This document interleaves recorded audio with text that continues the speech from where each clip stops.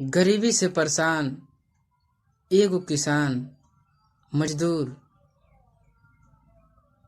आज का सोचताने कहताने कि ये तने बता दिखाई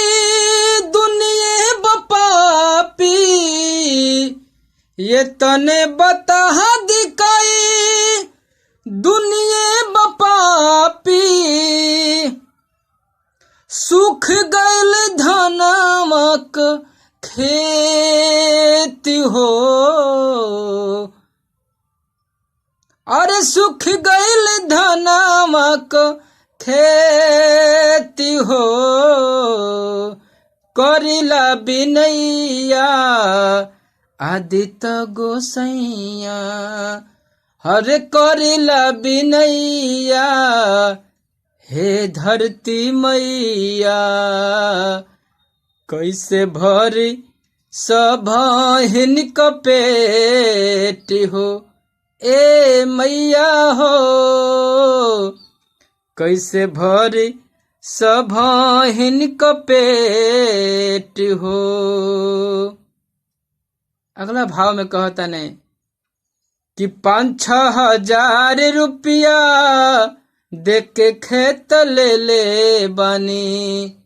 आराउरे भरोसा पर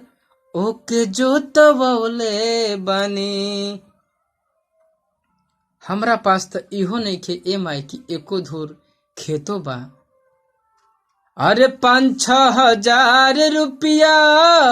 देख के खेत ले बानी, राउरे भरोसा पर ओके जोतवले बानी। कि छोटी छोटी बचवन के भूख के सवाल बा, छोटी छोटी बचवन के भूख के सवाल बा, अब पनियों के बढ़ल जाता रेटी हो, करिला बिनैया आदित्य गोसैया, हरे करिला बिनैया हे धरती मैया, कैसे भर सभहिन क पेट हो, ए मैया हो, कैसे भरी गरीबन क पेट हो।